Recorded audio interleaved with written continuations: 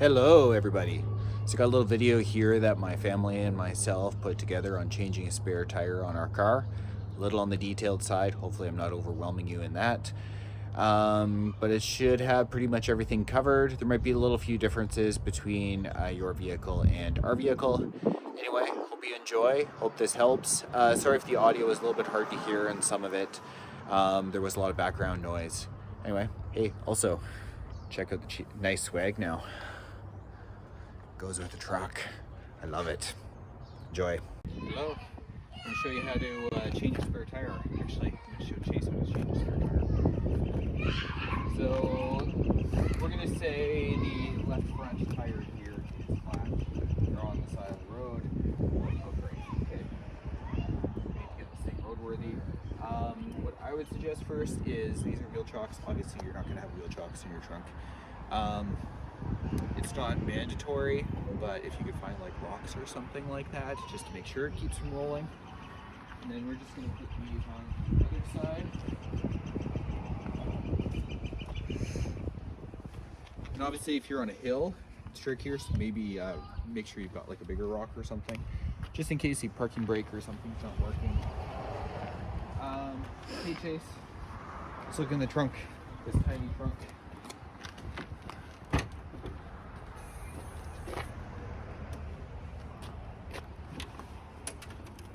Did you know that's where the spare tire was?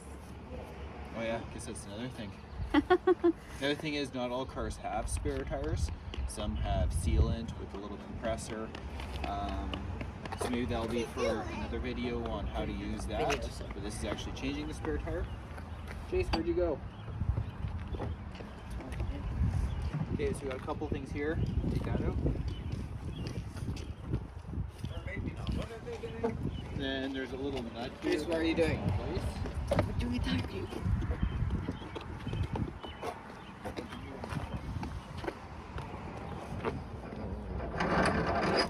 So on this vehicle, it's got that nut on there that's on a stud.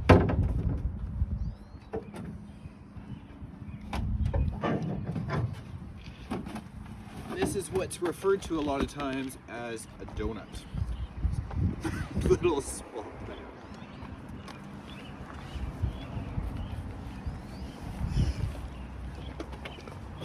See? Whoops. Hey Chase, where's the jack? This thing. Let's go. Come on, Judah. So what we want to do first is just crack these loose, not loose them off. Okay, we're gonna have to push down on it so it's righty tighty, lefty loosey. It's very hard. Muscles. Put your weight into it. Trying to.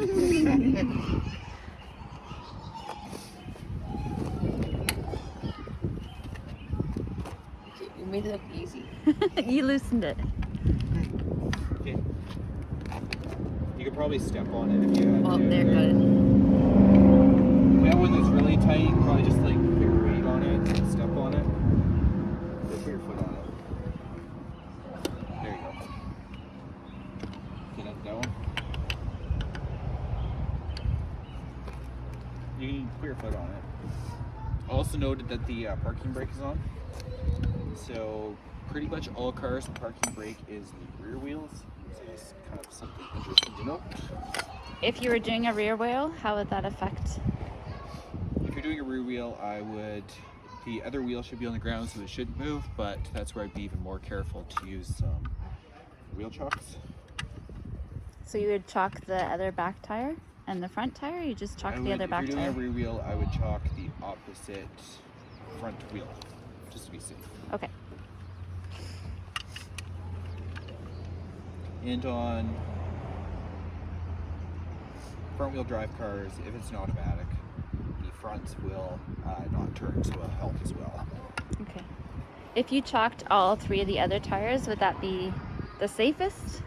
Probably. Okay. But probably just a little overkill. Yeah, obviously. Okay, so here is the If you just old school German jack.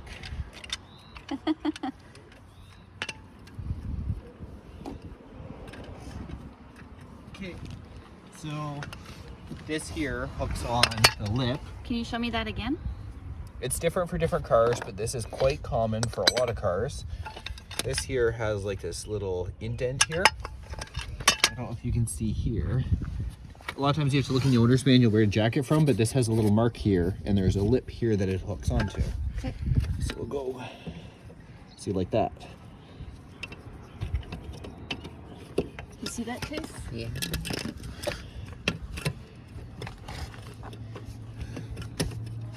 Obviously this is where my floor jack is so much nicer, but Not unless everyone I has have a my floor van, jack. Yeah. I don't have the floor jack. And some jacks are a little bit different too in how they work. So that's hooked on there. This is flat on the ground. The other wheel's chalked. Okay, Chase.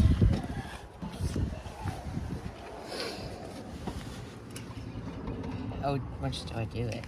Until the wheel's off the ground.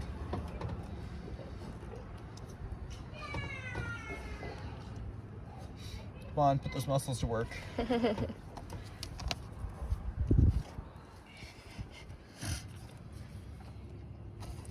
Keep going.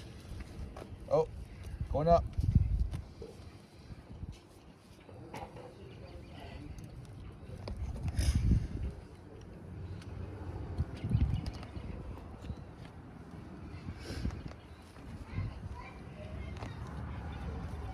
Is it off the ground? Yeah, but I can send. Is that enough off? That's enough. It just has to be off the ground. Okay, now you can use the wrench and crack them loose even more until they spin freely. Just Like that. yeah, if you can take them out with your fingers. I'm tempted to grab a tool, but I'm not going to. So as you put a socket on there, it's easier, but we're not going to do that.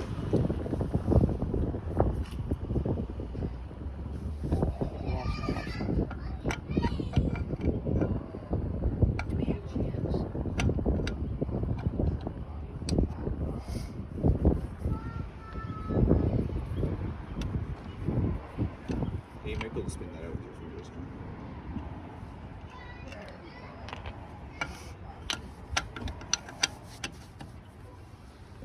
We can do something after. Can you take them all out?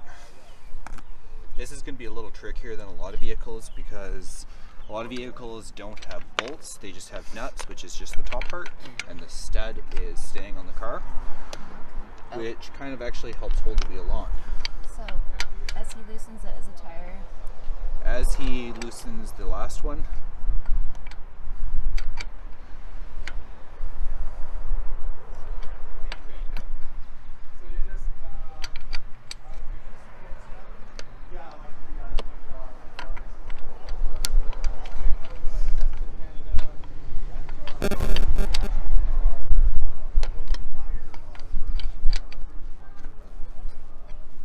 you having fun, Chase?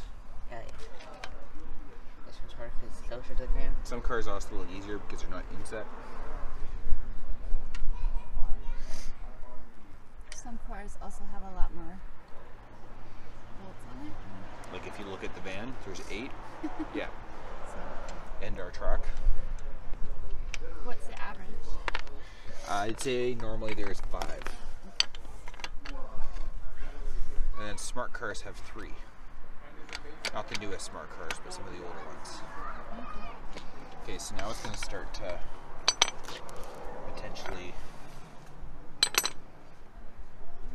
Let's see, is it loose?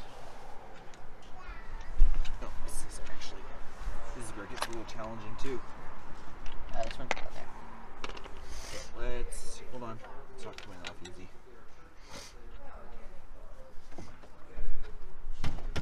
So did you just put the bolt back on there for a minute? I just put it back on just to keep it from flinging off. Okay. And a lot of times what happens is they kind of get corroded on. So obviously I don't recommend getting under the car when it's on the jack. Did it move, Chase? Yeah. See, just be really careful if you're doing that. Not recommended, but if necessary. Yeah. And you just fix the tire. You don't have to do anything else. Because I'm going to have to clean this off a little bit. Well, when we put the spare on, it shouldn't be an issue, but before I put the main wheel on, I'm going to clean up a little bit of rust on here and lubricate that. But just for today, we're just gonna throw the spare on just Okay. Let's see if we can figure it out, Chase. Come on. Is that on the outside? Yeah. Okay. That's it, right? Good job. 'Cause in all honesty, I would have thought you maybe shows how much you know. Oh.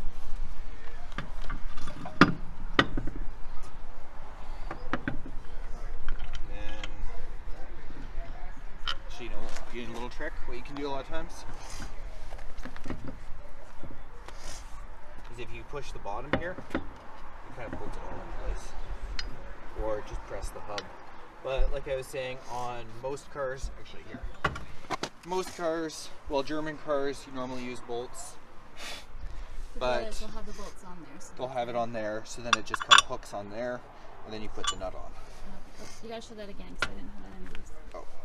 What happens is a lot of times The bolts you'll are be the already stud on that's there? there, and then you just slip the wheel on like that, Okay. and then there's the nut that screws on. So it's a But lot because- easier.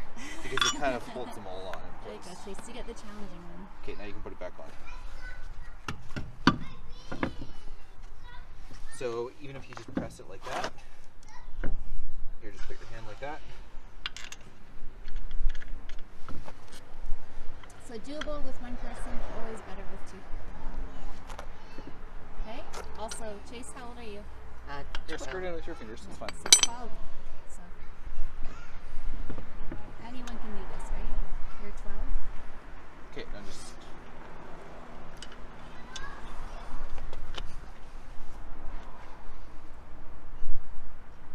That one would be tight.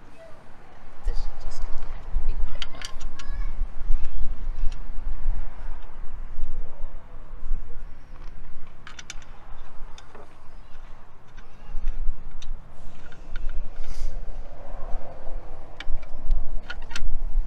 So if you were lefty loosey, now what way? Yeah, just snug them all up a little bit and then we'll tighten them up. And then another thing too is you can see how skinny that tire is. The car is definitely not going to drive the same. So be careful on how you do drive and be aware that it's not going to handle quite as well. And also note here, max 80 kilometers per hour. On the donut, some Is cars that have on a all full donuts? size wheel and it does not have that limitation. If you have a full size wheel, which is going to basically be just like this one, it might be steel, so it's not the fancy. It will definitely handle a whole lot better.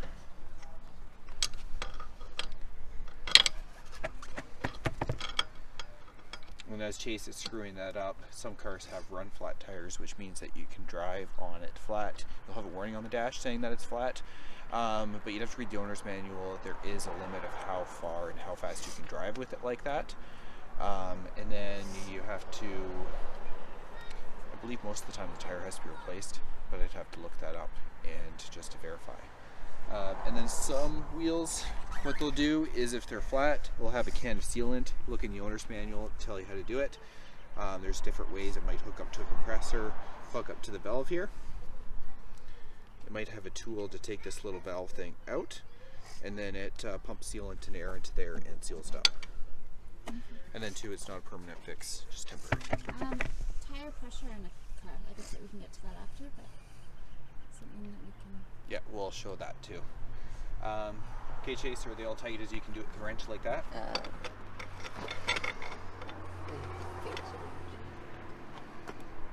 That is. So this is if Mom ever gets stuck, Yeah. you know how to do it. Okay, there we go. Now you can lower it. So he's tightened them up a whole bunch with the tool. It's not the specified torque. Down. Okay, and now before you do it completely down, put the tires on the ground, tighten them up with the wrench. So before it's all the way down, you want to tighten them up. Because now what's going to happen is the jack is kind of holding the car up just a tiny bit, but there's enough wheel on the ground that it keeps the wheel from spinning. Okay. How tight does it need to be on? And most of the time, the correct answer would be a torque wrench that clicks at a specified torque. Obviously, they don't come with that.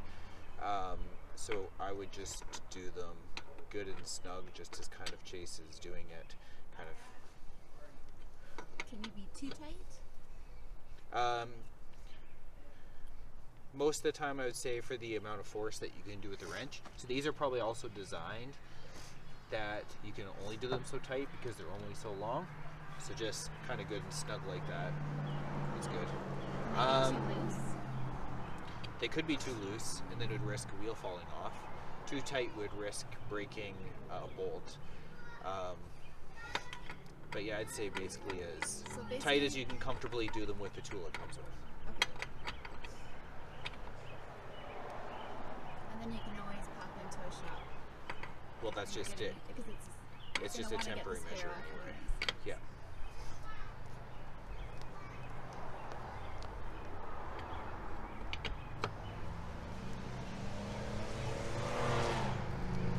Okay, all good? Okay, now you can lower it all the way down. What's that? What way was he going? What way do you think? It's the same as screwing something in. Left, you see righty? Okay, you see him loose, right? So you're gonna find out soon anyway. There you go. Spare tire is on. Put all the stuff in here. We put the other wheel in the trunk. We go to a tire shop as soon as we can and get that all fixed. But at least this gets you on the road and being able to get to a tire shop. So hopefully this helps. Actually, one other thing, we were talking about tire pressure. No, I always thought it was on the tire, but where is it? Yeah, so actually the one on the tire, where is it?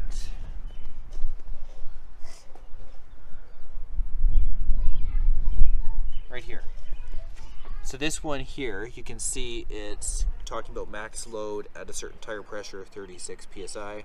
A lot of people think that's the tire pressure to do it or use, but it's not. For instance, say my van, because of the tires that are on there, they're heavy duty tires, they're rated for 80 psi, but the vehicle takes 65 psi. So this is basically just the max pressure the tire can hold. On this car here, this is all going to be metric and stuff. I'd have to convert it because it's KPA, but you can see it's got different tire sizes and things there. I don't know if I have a better label elsewhere, like on my van, but basically if you look on the door or the door jamb, oh, here we go. Here's one with PSI. So we've got 185/60 R14. So it looks like see it's got half load and max load. Half load, so if it's just kind of like a couple people, it's 28 psi front, 28 psi rear. If we've got like full load of people, it's 29 front and 33. Its pressure is per square inch. So if we look, most tire pressure gauges will show the tire pressure in psi, and the spare tire is supposed to be at 60. Okay. Cool. Hopefully that helps. Okay. What are we doing now? Okay, I'm gonna check the tire pressure. Take the cap off. So we want to make sure that before we put the spare tire back, we want to make sure the pressure is good. And I'll do this first and I'll show you. Stick that on, and that gives the tire pressure on the display. So here, you try it. Make sure it's not leaking. Okay, and then we're 44.5 psi. This is supposed to be at what pressure? The door said 60, and this says inflate to Chase. This says inflate to 60. So I want you to inflate it. Now, hold that on. If you put your hand on here or something too, okay? Then squeeze that little thing. You're losing all your air. Keep squeezing. Make sure this is, here, hold your hand on there.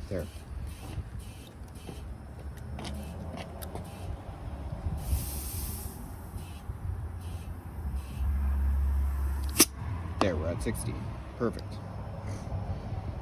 Good job.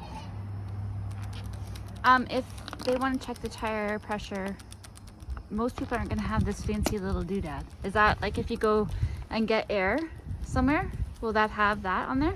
Probably not. Probably not. Like if you go This to a would gas be- station. Okay, Chase, you can check the tire pressure. Here, Because that's probably like Use that guy? 5.9. So let's see. take it's a little pencil gauge. These are probably like under $10. Can you show us, Chase? At most places, Canadian Tire, Walmart, Okay. wherever. Under $10, you said? Yeah, most of the time you can find them under A 10. pencil gauge? Is that what you Pencil call it? tire pressure gauge. Pencil tire pressure gauge. There's all sorts of different gauges, but this is one of the most popular ones that you can keep in your car. Inexpensive and small. Okay, so when you put that on, what happened to Oh. the back of it? You know what happened? What? This one only goes up to 50 psi, And the tire was at 60. so it went to the max. Whoops. But most car tires only go, they don't go past 50. So that's why this one is around. If you have a vehicle that has tires that go to 80 or anything like that, you're going to want a tire pressure gauge that's rated to go to like 100. Can you put the cap back on? So this was not the best. No, but it gives you an idea. So that wraps it up for that video. I hope that was helpful on how to change a spare tire.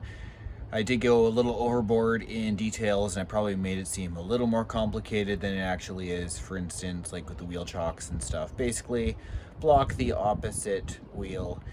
If possible, have the emergency brake and stuff on. You just don't want the vehicle rolling away once you're lifting a wheel up, because a lot of times that wheel that you're lifting up can be the one that's keeping the car from rolling. Anyway, just to sum up this video, I just wanted to point something out. Sometimes you see these tire chucks or tire pressure gauges with the double ends. Might be wondering what this other end is for, which we rarely ever use. And it's for dualies. So if you're ever wondering how to check the tire pressure on a dually, there's the inner cap there. This is a tire chuck, so it's not going to show the pressure. It hooks on there and then you can pull. And then to do the inner, you reach through and do the inner. Hopefully that answers that little question.